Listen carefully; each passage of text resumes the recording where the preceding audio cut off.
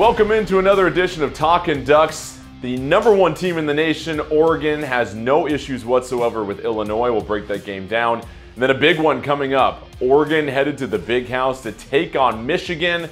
Although this isn't the same Michigan team we thought it was to start the season, we'll let you know what the Ducks need to do if they want a repeat of what they did nearly 20 years ago of going in and getting the victory. Plus, we'll go ahead and take another look at the Big Ten and see how the pecking order is shaking out as the conference championship game looms in about a month. But let's go ahead and bring in the crew here. We've got Anthony Newman, Aaron Fentress, and joining us for the whole show, who needs Joey Harrington when you got George Wrighster? Finally, somebody on this panel other than Anthony with some biceps and shoulders.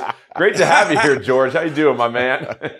What up, man? I'm happy to be here for the full show, man. That means that there's nowhere for Aaron to run. There's nowhere for him to backtrack and hide and try to place his takes in other parts of the show where he will not get rebutted. Hey, you better bring your A game today, buddy. Oh, I'm so scared. Oh my gosh. You should be. George Wrighster's on the show. Oh my goodness. Yeah. Well, before we get to this game here, Aaron, everyone knows you're Duck hater #1 if you listen to any of the comments of the show. I am not a Duck hater. That's a lie. Were you wearing Oregon gear at the game? I mean, did somebody spot you in the wild wearing green and yellow, my friend? Okay. My daughter goes to Oregon. It was parents' weekend. Last year, her freshman year, I bought an eggshell duck hat because it's dope as heck. Because of what I do, I can't walk around town wearing gear of teams that I cover. But on Parents' Day, I make an exception because I'm paying tuition. So yes, I was rocking a Ducks hat on Saturday at the Illinois game, watching basically my home state, Oregon, play my birth state, Illinois, and it was not pretty. So everybody that's going to say after this double episode, agent. So everybody that's going to say during this episode down below that Aaron's a hater or he can never say anything nice, this man is giving money to the university and wearing their gear. So if that doesn't tell you he's biased, what else can you say? I'm not biased. Yeah, not biased, right. Well, George, let's go to you, man. This game against Illinois, many people thought was going to be a trap game. Illinois came in, ranked in the top 20. They'd played some teams pretty well. Oregon had no issues with them whatsoever, and probably one of the sharpest performances of the year for the Ducks. What did you take away from this one? #1, are you not entertained? Are you not entertained? This performance was so good, it scared me, to be honest, because at this point in time in the season, we're 8 games in. Now there's that talk about a national championship and a Big Ten championship game, and I'm like, this season feels different. So what I'm going to do is I'm going to be different. I am not going to get too overexcited. Listen, just stay focused. Stay to task. Have you ever had something so good happen to you, Jordan, that it scared you and you were like, let me just stay humble in this moment? That's what it feels like right now. It did, and I put a ring on it 2 years later. So that's what happened to me as far as making sure I didn't mess things up in a situation. But no, I mean, I hear you. It does feel different. And Anthony, we have sat here through some magical seasons before, a lot of football left to be played, but it just doesn't feel like it's too big for Oregon right now. And I think that's really the difference for me is that you're taking care of your business on the biggest stages against some of the biggest opponents possible. And it just feels like another game. Well, no disrespect to Illinois, but there were 2 different teams on the field. There was a team that was real physical. It was faster, more explosive. Okay. And then Illinois, everybody talked about they're ranked 20th. They beat Nebraska. They're flying around playing well. Come on. It was 2 different teams. It wasn't even close, to be honest. And let me go back to what Aaron says. He's not a hater. Okay, but he's always saying, what if and but. Oh, well, if Oregon doesn't move the ball down the field, this is going to be, crazy. And it comes true. That's why. And it comes true eventually. But go ahead. That didn't happen this game. There was no ifs. You saw right from the beginning. Oregon started fast and finished strong against a good football team, against a football team that was much slower, okay, didn't have any explosive players. Their outside receivers got shut down. It was good for Oregon fans to watch, to see that, because everybody's watching. #1, are they going to fall? That's what everybody says. Are they going to fall? No, not Saturday. What's going to happen? Well, one of the biggest things I think of being there's a difference when you're a good team or a very good team, right? I think that Oregon shows that they're potentially an elite team, because what do elite teams do when they meet inferior competition? Even if it's a good team, they treat you like that. Like when the year that Georgia played Oregon. Oregon was a very good football team that year. Georgia was elite. And what did Georgia do? They wiped the floor with us. And so when you are an elite team and you meet very good teams or good teams, you are supposed to mop the floor with them. And that's exactly what they did. And it just showed that there are levels to this still in college football. All right, Aaron, we've spent this whole segment building Oregon up as far as this unstoppable juggernaut after 8 games. This is where you come in with the haymaker. Give us your slice of reality here, my friend. Okay, I had this game at 43-20. I didn't think I didn't think it was gonna be a trap game. I thought that if Oregon played poorly, that Illinois could be in a position to maybe steal it because they're a good football team. But this game was over for me. I told George this the other day on the phone after Illinois' first drive, because they were 3rd and 15 and just waved the white flag. They ran the ball up the middle, straight ahead. They could have done all sorts of different things. They told you right there, they didn't trust their quarterback. They didn't trust their offensive line against Oregon's front. They didn't have a playmaker. You could throw a quick screen to somebody, maybe get 7 or 8. If he breaks it, boom, you get a first down, which is what Oregon did in the second quarter on a 3rd and long, right? You could roll out to a comeback with a deep corner and a backside post or a dig, depending on the coverage. And if it's not there, you throw it away. Instead, they said, screw it, hand off out the middle, game over. I literally turned to the guy next to me and said, this game's over. They know they can't run with Oregon. And then Oregon not even methodically, just destroyed them. The touchdown pass from Dylan Gabriel to Tez Johnson. Dylan Gabriel finished his shopping for Christmas on Amazon and then threw the touchdown pass. He has so much time. He was just like, come on, Tez, damn, touchdown. It was ridiculous. And so you could just see the difference in talent, the difference in confidence. And I give Illinois credit. In fact, they didn't pack up and leave when Whittington ran over the dude at the goal line. Like, I would have just said, you know what? We're done. We're out of here. Y'all win. We're going to get to early flight and just get out. I left in the 3rd quarter because I was bored. And my wife said, you don't think Illinois can come back? I'm like, no, this game was over in the 1st quarter. And of course it was. Props to Oregon for dominating a ranked team. All right. Well, y'all know what to do with yourself right now. You guys are like, what? Is this Fincher? I know, I'm shocked. I'm shocked. This is actually in line with everything that we're saying. And so when we come back, we'll see if Aaron has anything to nitpick when we take a closer look at this Oregon team despite the result against Illinois. And are they still worthy of this lofty #1 ranking? Still plenty more Talkin Ducks when we come back.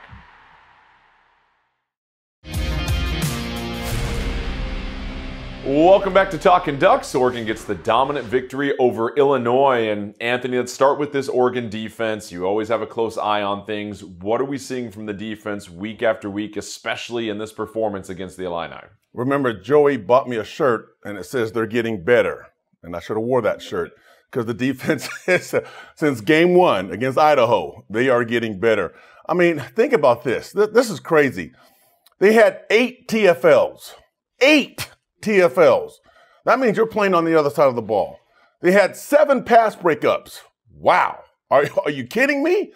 Okay, to go along with the pick, or maybe 2 picks. 2 picks. 2 picks. Okay, 2 picks, 5 quarterback hurries, okay, and 3 sacks. What else do you want your defense to do? I mean, that is flying around, and your best football player is standing on the sideline. Okay, and their top receivers, Franklin and Bryant, they didn't do anything, okay? No touchdowns, nothing. That's when you're talking about domination as a defense. Flying around, all the young guys having fun and getting to the ball and knowing their responsibilities, doing their 111. That's what happened. And George, I mean, your thoughts on this defense, because this is a group that we saw the players that were getting recruited and they were getting molded together. You go to the transfer portal, you're coming together. The game against Idaho, a little shaky. Boise State, last second field goal. What's this defense looking like over what we've seen in the last couple of weeks? I want to point out 2 things. Number 1 is when we go back to the beginning of the season, look at the rotation. Oregon was trying to figure out the guys that they could trust that are beyond their starters. So you saw a lot of different guys playing Idaho, Boise State, and then the Oregon State game. The depth chart was big. It started to get pared down when they played better teams. And Oregon did something in this Illinois game that is my second point that I love, right? How many times do we watch games and people say, oh, man, they were up by 30, and then, yeah, they came back, made it a 10-point game, but that was against the backups. Well, I've always hated that line of reasoning because your backups are the guys who are going to be able to come in when there's either an injury or, a targeting call or your future. Those are your future guys. And when Oregon had this big lead, if it weren't for a Derek Harmon personal foul, they might not have scored a touchdown. And your backups came in and were phenomenal. They kept the lights out going. You saw backup corners versus their starting wide receivers getting interceptions and covering them like a blanket. That's when you know that you have something good going for not just right now, but for the future as well. So, Aaron, we'll go to you again here, my friend. And this is not from like a hater standpoint. This is a team that wants to continually get better. Looking at the defense, are there areas for this team to still grow despite how well they've been playing the last couple of weeks? Because obviously the competition is just going to ramp up as you get to that conference championship game, eventually the playoff. Are there any areas where you'd like to see this team step up a little bit more? In the second quarter, there was a 3rd and 5. They let Illinois convert it. And I was just like, this team's not serious. No, I'm kidding. So I've said after every victory against these, teams that they've beaten that I've given the defense an A+, because you can't do much better than 0 in some of these games, or 3, or in this case, 9, and the touchdown, was inconsequential. Watching them live, as I did for the first time this season, they look very impressive. They were swarming all over the field. The front seven had Illinois' offensive line just like, who's got him? I don't. Looked very confused. The secondary played a really good game in their coverage. There was a couple plays where Illinois made really nice receptions, but the coverage was there. And if that's all you're getting, really, then clearly the coverage has been money. So yeah, I give the defense complete credit for everything they've done. My only thing, and we're going to talk about this later, are they a national championship team? Is that against the 2 best offenses they've played, they gave up stuff. Does that mean they're not good? No, because everyone's given up stuff to them, right? It just means that you're in a group of teams who are all kind of flawed, and we'll talk about this later, and that it's going to be a coin toss in a lot of these playoff games, because I do believe the defense will give up enough points to lose if the offense doesn't rise and pull out the game. Against good teams, against elite teams. You say again, if. Hey man, if the nails was pots and pans, the whole world would be a kitchen. Can I hold on a second? Anthony, we've been doing this show together for 10 years. You realize we're talking about the future, correct? Like if is what one of the words you use in that, just how you want it. Let's go ahead. Okay. Well, George, I kind of want to put you on the spot here because this number 1 ranking, right? It's the 3rd Oregon team to be ranked number 1 as far as that group of individual players. You have the team that lost to Auburn in the national championship game, and I believe it was Mariota's team that won the Fiesta Bowl against Kansas State. That was the other team that was ranked number 1 at one point. This team, if you were to compare this squad to those other 2 teams, where do they stack up, or do you feel more confident about this team having fewer cracks, fewer weaknesses than those other 2 teams, if you can remember back on it? Well, going back to those first 2 teams that were ranked number 1, you felt that those were really good teams, but and they were. They had some phenomenal players on it, high draft picks, and everything else. But when you look at what elite teams look like, and I talk about this all the time, that they look good getting off the bus. And this team looks good getting off the bus, like physically. And then when you see them all out on the field doing it, you understand the depth that it takes. And this doesn't feel like a paper number 1 where anybody is looking at it and say, I don't know about that team. I don't know if they look the part. And it shows by, let's look at the AP poll. AP poll, 61 out of the 62 voters gave Oregon the number 1 vote. There was only one. And you know who that was? Wilner. Who? It was actually John Wilner from the Mercury. Really? Yes. Come on, John Wilner. This is a West Coast team, Wilner. The only one who didn't vote them number one. He voted them number two. He voted Georgia number one. Yeah. And I do believe that means that you look the part. Now, granted, it's only been 8 games. You still got to get through 12, and then you got to play a conference championship game. That possibly, and we haven't even talked about this yet. Do you realize that there is a possibility, albeit like mathematically weird, that if Penn State beats Ohio State, and then Indiana finishes undefeated, there is a mathematical chance that the number 1 team in the nation could not end up in the Big Ten championship. Do you realize that? Well, when you got 19 teams, I can't even imagine what the tiebreaker situation is. Yes, at the top of because the conference. first 3 tiebreakers do not even apply. Then it's the 4th is like conference record per like something weird. So there is a chance that for all 3 of those teams, Penn State, Indiana, and Oregon, that one of them could get left out of the Big Ten championship undefeated. And how crazy would that be that could be the number 1 team in the nation? Wait, seriously? Yes, that is dead serious. I was reading You're about it saying Oregon- earlier. 3 Wait, schools will Oregon- play each other this year. Oregon could win out and not get in? Are you talking about Penn Yeah. State? Yes. Yeah. What? Because it's strength of schedule of your conference opponents and their record. And it sounds like the opponents that Indiana and Penn State have played and have beaten, if everyone is undefeated at that I point, see would what be you're saying. greater than what Oregon did. So anyway, we'll get to that bridge a little bit later down the road. When we come back, though, we got to talk a little bit more about Dillon Gabriel. Continues to be sensational week after week. We'll let you know what really stood out to us about his performance when we come back. All right, you move up the record books. What does it mean to Come on, James. I know you told me it doesn't matter, except it's Come Timmy on, Chang. James. Like, you grew up watching that guy. You know Fair. what it means. So Fair. what does it mean to pass him and only Case Keenum is in front of you now? Well, don't try to flip. I love Timmy Chang. You know, that's a UH legend. But, dude, I'm chasing wins, dude. That's where I'm at, you know. And I don't want to not give you an answer, but to be quite honest, it's been the goal of mine for a long time, but now more than ever. I think you play a long career like I did, and you realize a lot of things. And, you know, I choose winning 100% of the time. So special as in a lot of guys came together to make this happen, right? Speaking offensively, I think there's statistics that you look at it, and it's guys being efficient, guys being really good with the ball in their hands. The connection between, you know, QB receiver, guys up front, giving the time. So don't want to dodge that. But, yeah, like I said, I'm chasing wins, and that's all I'm focused on. Welcome back to Talkin Ducks. That was Dillon Gabriel post-game, and Dillon Gabriel continues to do Dillon Gabriel things here, George. And, you know, as far as being able to bring in a quarterback year one, right? Because Bo Nix, Oregon had for a couple of years. You look at Vernon Adams and what he did in his 1 year here. Dillon Gabriel's been everything Oregon could hope for and then some, it feels like at this point. What's your take on what he's meant for the Ducks this far into the season after you look at how Oregon started to where he's at now?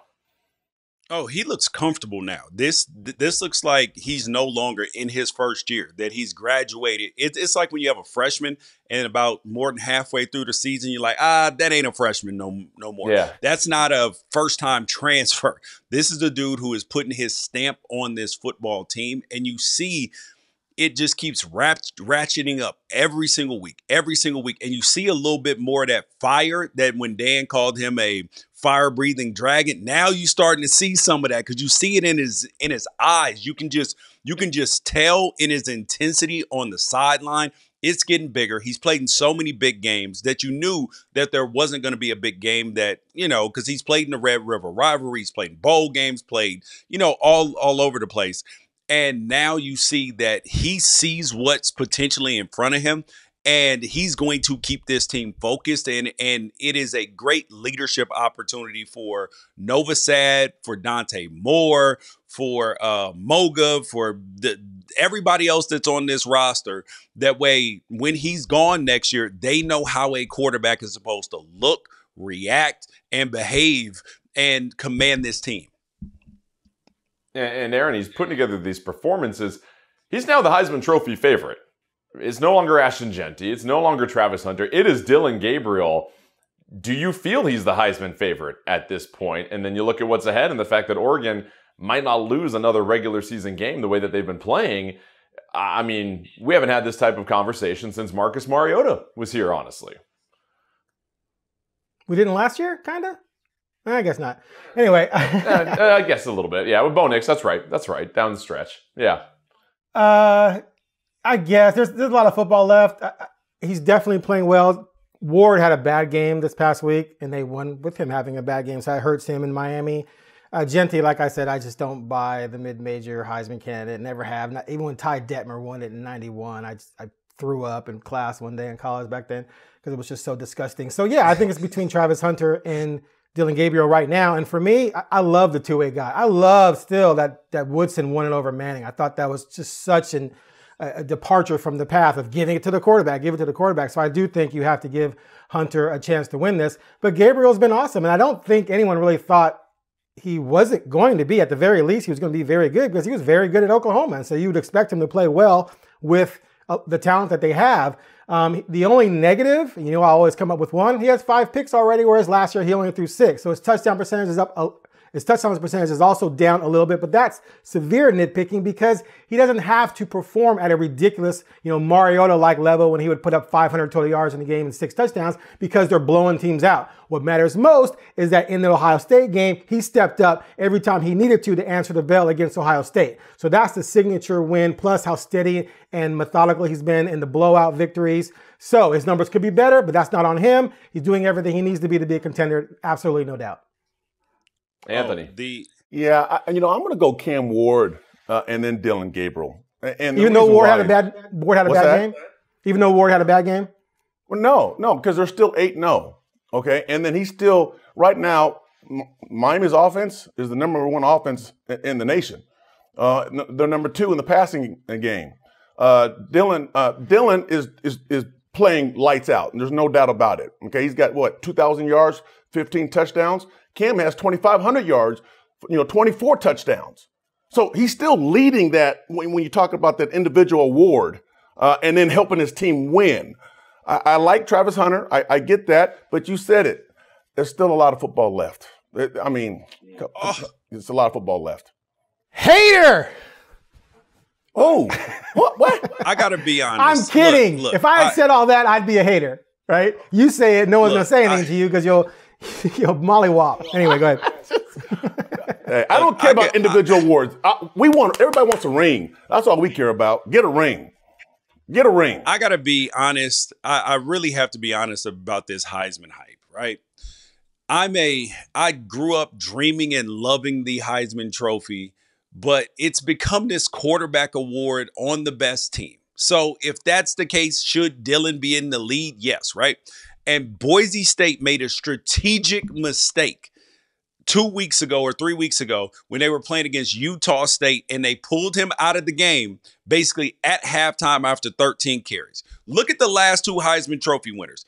Jaden Daniels at LSU, they lost like 3 games. He was playing against HBCUs, throwing 6-7 touchdowns and rushing for 200 yards. They should have run his stats up, and they have effectively lost him the Heisman Trophy now because he needed to break Barry Sanders' single season rushing record to get the Heisman Trophy. And unless he goes for 300 one of these games, he's not going to be back on pace for that at all. And Dillon has been very good. But here's the question. I look at this and people yelled at me because they were like, in the beginning of the season, how do you not have Jalen Milroe higher? I look at the wins above replacement. Like, how many of these games does that particular player have to be phenomenal for this team to win? And you're looking at for teams like Oregon, Alabama, at like four max 5 games the entire season. And I did have Travis Hunter up there potentially winning it, but he's basically missed 2 games. I got to throw him out. And so I'm putting Shedeur on that list too. And I am putting a guy that nobody is talking about. How is nobody talking about John Mateer up at Washington State, who is doing more than Cam Ward's doing, who's doing more than a bunch of dudes in this country are doing? So, yes, I got Dillon Gabriel inside of my top 3, but I got Ashton Jeanty and I got John Mateer in there as well, with Cam Ward riding around 4 right now. All right. But who's I like it. The excitement continues for this Oregon team. And when we come back, we'll ask the question at this point at 8-0. Can Oregon go all the way in this year of the expanded playoff and claim a championship? One of our panelists has the Ducks winning it all. We'll let you know when we come back on Talkin Ducks. Welcome back to Talkin Ducks. Oregon, 8-0. This year feels a little bit special compared to previous campaigns. Just something sits right. Remember, last year, Oregon had already lost a game to Washington at this point, even though they were still in the hunt for a playoff spot. Now, at this point here, the Ducks possibly winning it all. You look at all the other teams that have stubbed their toe. Alabama is not the same Alabama. Georgia is not the same Georgia. You've seen teams with flaws. Oregon beats Ohio State at home in a game without their best rusher playing in that game. So you have to ask the question, is this the year that the Ducks finally claim the national championship? And let's begin with one George Wrighster on this one. You see it all. You watch a lot of college ball. You've got your finger on the pulse of all these teams. Again, a lot of football to be played. We get it. You want players to be staying upright. But from what you've seen across the nation, Oregon compared to everybody else, what is so unique about this year and this year's Oregon team? I think this year is special. I think that we can look at this team, right? And aside from an epic collapse, this team's going to the college football playoff. And the playoff is more, people are going to learn that this playoff is going to be more about, like boxing, where styles make fights. That you may get a hard matchup. Team may get an easier matchup despite the numbers on the seeding looking one way. But I do believe that this team has a chance to win the national championship. I want to wrap up Dillon Gabriel in bubble wrap. I want to wrap up the offensive line. Just stay in your house. Do not do anything. We will bring food to you. Just work out, get home, get to practice safe, get home safe, all of those things. That is all I want, because I look at this team and I know that if they are healthy, Dan will have them focused, prepared, and the game plan will be great. So that means that they have a shot to win a national championship. You just got to just stay the course. Don't turn the blinders. Turn the blinders like horse racing. Don't pay attention to anything on the side of you. Just keep going straight. And Aaron, here's where I want to go to you with. I know you're not going to say Oregon's going to win it. We know there's so much more football, but I think what feels different about this year, Aaron, and I want to get your thoughts, it doesn't feel like there's another juggernaut that's just a level above Oregon. I mean, even the year that Georgia stomped on Oregon in game 1, you just felt like there's no way Oregon gets to that point at that time during the year. There's been some years where Alabama looked at another level that Oregon just possibly couldn't get to if they matched up. It feels like there's no team a tier above Oregon this year, that there isn't another team that is just on a completely different planet than everybody else. And that in itself means the Ducks have their best fighting chance for a title they've had since they played Auburn nearly 15 years ago.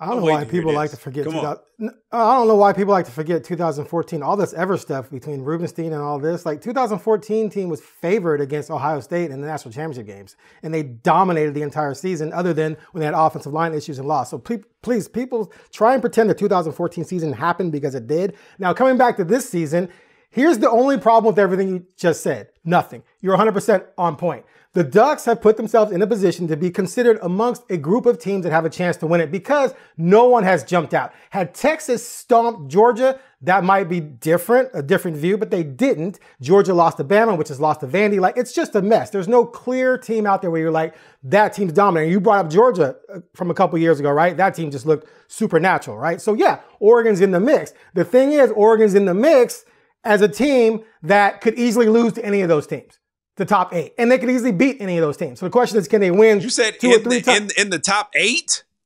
Oh yeah. No, Aaron. George, Aaron, stop.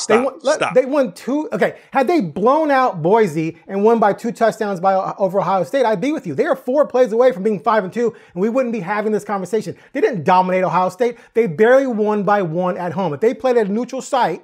They played a neutral site in the Pac-10, or excuse me, Pac-10, Big Ten championship game. Oh gosh, you don't even know what conference they're in. Hey, that's 20 years of habit. Who's Why would be trust favorite? this man? Who would be favored in that game, Ohio State or Oregon? It'd probably be a 1-point spread, or Ohio State would probably be favored. So yeah, Oregon could lose to Georgia. They could lose to Texas. They could lose to Ohio State. They almost did. They could lose to Penn. There's all sorts of teams they can lose to. They've been dominating teams that are not in the mix. But against a team that's in the mix, they won by 1 at home. They didn't win by 21. They won by 1. And they didn't play their best game. So okay, the whole point is, Aaron, they didn't play their best game. There's not 7 teams that they could lose to. There's like 2 or 3. That's it. That's a lie. There are 2 or 3 teams that can hang with Oregon right now. That's the end of the story. That's a lie. I got the best seat in the house. Wait. Boise State hung with Oregon. I got the best seat in the house. I just told you, Oregon was playing the entire roster, and the team was still gelling. What are we talking about? Okay. Do you wait? Okay. Hold on. Right. Aaron, that's right. My bad. So you mean to tell me that if Oregon lines up against Boise State right now, that this is not a 21-point game? All I know is they played Boise and it was a 3-point game. Okay, exactly. That's all I'm saying. Exactly. That's what I thought you said. No, that's what I thought. This is what fans do. You manipulate the details to fit your narrative. The bottom line is they have 2 impressive wins and they won them by a combined 4 points. That's all I'm saying. So when they play Texas, this is a totally different football team, Aaron. Okay. I'm just glad the real Aaron Fentress showed up finally. Yes. All right, Anthony, I wish we could get to you. No, we got to get to hey. break. We're going to just save it for the next segment. When we come back, we'll hear from Dan Lanning, taking an early look at this matchup against Michigan as Talkin Ducks continues. I love it. Anthony, it's not every season you get to go into the defending national champion's house and play them, but here Oregon is heading in to take on Michigan, and this is not the same Michigan team from last year. Obviously, Harbaugh's not here. They don't have a quarterback. Is it Michigan's defense, though? This is something that they're still pretty decent at on that side of the ball. Is this enough to make this an interesting matchup? What do you see in this Michigan team that has struggled this year, right? They lost against Illinois. They struggled to get points against SC.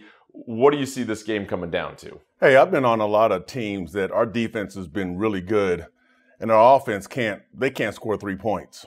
And so after a while, you get tired, okay? You're starting to get angry at your offense, and you're going, can you do something? Can we stop having 3 downs and out? I mean, Michigan's offense, they're ranked 124th in the nation. Are you kidding me? They can't pass the football. Oh, let's just run the football. When teams start scoring, no, you got to throw the football, and they can't. So the defense is solid, but they're going against the number 12 team in the nation with Oregon's offense. I mean, talking about the offense ranked is 12th in the nation. They're just explosive. They don't have enough dudes. Michigan is not the same. Michigan will bounce back, but this is not the year that they bounce back. Yes, Oregon's going to that stadium. It's going to be 100,000 people. It's not a loud stadium. The stadium's, it's built to, it goes real wide, so the noise is not right up on you. But it's Michigan. Go blue. Everybody has the big Michigan, but they're not the same team. They're not the same team that being a national champions. They're not the same team from years ago. They're just right now. They're in a funk, and it's their offense. They can't throw the ball. Okay, they can't pass protect, and they can't score points. Yeah, George, what do you see with Michigan this year? That's a problem. Anthony was 100% right about it. But the biggest problem with Michigan this year is that they don't have an identity. Last year, they knew who they were. Even though that they had a first-round pick quarterback, they were like, we're going to run the ball over and over and over and over and over again. This year, Donovan Edwards, who's on the cover of College Football 25, he's on the back of a milk carton right now. He's not playing as good as everybody expected. It's just the truth. Like, the kid can be a wonderful kid, but we're watching what we're watching on film, and they don't have an identity. They've cycled through 3 quarterbacks. Last week, Alex Orji got 6 carries, didn't throw a pass, and Davis Warren threw 13 or 16 passes in the game for 100 and some odd yards. So they're going to try that. But we know if you have 2 quarterbacks, you have none.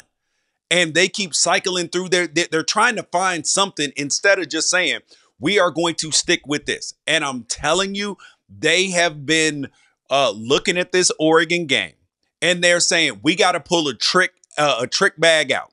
Remember what happened with Arizona State last year when they couldn't find that, when their quarterbacks were hurt, they started doing that weirdo stuff with Cam Scatterboo and having the quarterback, the tight end throw passes and all of that. That's what I expect to see in this Michigan game. They are going to empty the bucket, expect weird plays, but I do hope that we get now we're getting them white helmets like that we used to wear and the white jerseys when we would play in LA against USC, the Stormtrooper deal. Now they're calling them something else. But imagine if we get a throwback Statue of Liberty play. Oh, guys, I'm hoping against hope against that one. You got to script it. Come on, Will Stein. Come on. But Aaron, Michigan, this obviously is not the same team from last year. Is this more of a trap game? Because you might overlook the fact that Michigan's had these struggles, but you're on the road in one of the more hostile environments or largest crowds you're going to have in college football. Like I said last week, the only possibility of a trap game occurring is if Oregon plays below their standard. If Oregon turns the ball over 4 or 5 times, then yeah, anything can happen. Michigan has the defense to maybe make it interesting, but like Newman said, I was laughing when Newman was talking because I was imagining him going out there, getting a stop, coming to the sideline, grabbing a drink, sitting down, and as soon as his butt touched the bench, punt team, he's like, damn, punt team already? And he's got to go get ready on defense. That's what I'm imagining. And that's a problem when you can't do anything offensively. And George needs to explain to me, we need to have a conversation. How does someone like a program like Michigan not go out and wave $1 million around and just bring in someone competent at quarterback? Coming. Huh? Hey, did you hear that Dave Portnoy said that he's willing to give up to $3 million a year for a quarterback? And then somebody else, a Michigan fan, said that listen, he was listening to Sharon Moore, who didn't have a contract at the time, who was probably like, all right, we'll see what's happening. and now he's in full command. But here's what I'm gonna tell you. I'm not even 100% convinced, on a side note, that Sharon Moore, depending on how this season finishes, they might be, he's probably on a contract that's somewhere in the neighborhood of like 5 for 25. They might be like, oh, that's a very reasonable buyout. Listen, if this thing gets ugly and then that Ohio State game gets ugly too, they might be looking to find a replacement. So just saying, that's why all the stops are going to be coming out. All right. We'll keep it in mind. All right, when we come back, Oregon wearing the all-whites on the road again against Michigan. Thoughts on that? Is it an homage or possibly something that you could be worried about? We'll let you know when we come back on Talkin Ducks.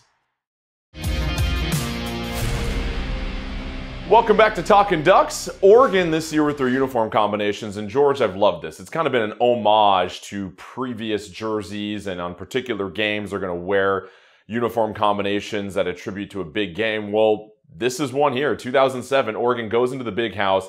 They win 39-7, and that's kind of when Oregon, I felt, took a huge step as a program. And Chip Kelly, this blur offense, yes, that year didn't finish the way that many people thought it was going to because of the injuries, but that to me seemed like it catapulted Oregon into that next stratosphere that they've really been on since then. They're wearing all whites. That's what they wore last time when they got this victory. Your thoughts on not wearing the traditional green or yellow on the road in some of these big matchups? I love it. I love it. They would do it when we would play down at USC with the Stormtrooper jerseys. They did it in UCLA when they brought out the eggshells. Listen, man, you gonna go into the Big House, you better wear your nice fit. You gonna step in there, be dressed to impress. You look good, you play good, you get paid good, man. So everybody's trying to get that good NIL money. Go ahead out there and earn it, players. Aaron, in this world where everybody's got all the different helmets and uniforms and whatnot, it still feels like Oregon kind of has an edge there. I mean, it doesn't drive recruits like it used to, but is it still important for Oregon with that brand to go into the Big House and put on a stylish, flashy performance, not really with just what they're wearing, but also the way they play? Well, yeah. I mean, obviously you always want to look good while you're playing, but back to the uniform thing, I think this is a psychological game. I think they want to remind all the fans who were there in 07 what happened, because they're going to come out and look like the team in 07 on the field and probably play like them. So I love what they're doing. And all these other teams are messing around with uniforms. I get it. But every time I see it, I feel like, yeah, they're just chasing. They're chasing the Masters, because Oregon has mastered it really to a point where everyone's kind of chasing them. And people have different combinations and they're kind of interesting, but Oregon's ahead of the game in that regard. Yeah, Anthony, your thoughts on this? Well, I had one helmet. See above me? Okay, I just had one. That's all I had. And it's missing an ear pad, George, right? Yeah, exactly. But seriously, I mean, the fans love it, the kids love it, and if you're a kid and you're putting something new on every weekend, this is cool. Hey, and George said it. You look good, you play good. You play good, you get paid. So why not? There's ways to help kids want to play hard, want to get after a little bit. And it's just not yelling as a coach. It's like your uniform. Hey, wear this. This is cool looking. Sweet. Love it. All right. Well, it's also interesting because all these games, Oregon's coming in, these are big recruiting weekends for these other teams. If you go in there looking the part and playing the part, maybe that's when you start flipping some recruits. I'm just saying. All right, when we come back, we're going to wrap up this edition of Talkin Ducks. We'll give you our score predictions. Oregon favored by 14.5. We'll let you know what we think when we come back.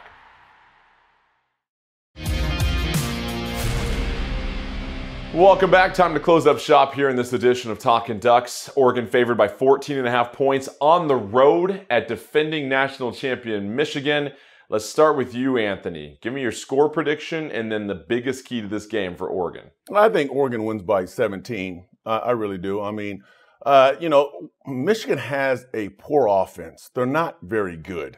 So this is the time that Oregon's defense needs to dominate. Just don't give them a chance, any light.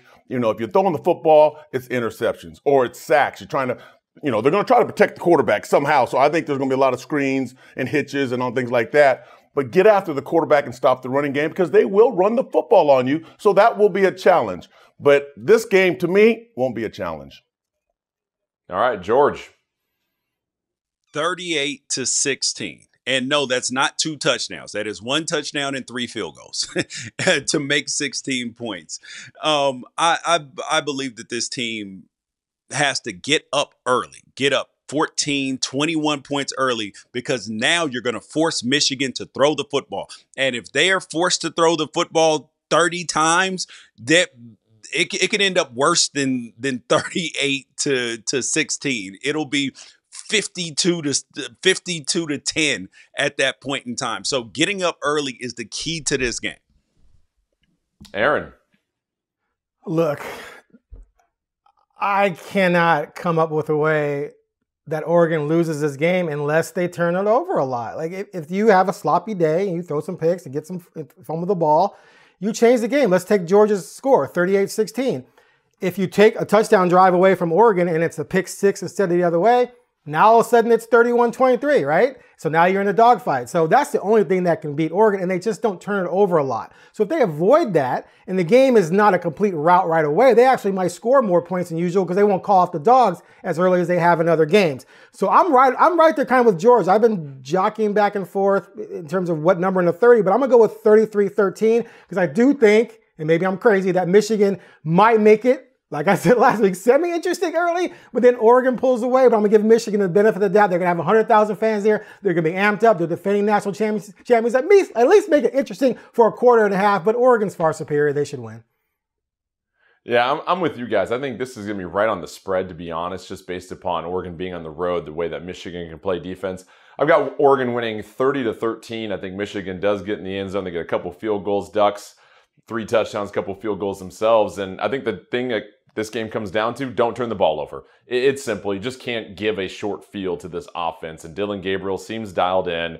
And as far as what this defense is doing, they're playing at a very good level. But this is an exciting one. This is why Oregon joined the Big Ten, for opportunities like this to go on the road at Michigan, regardless of what this Michigan team is.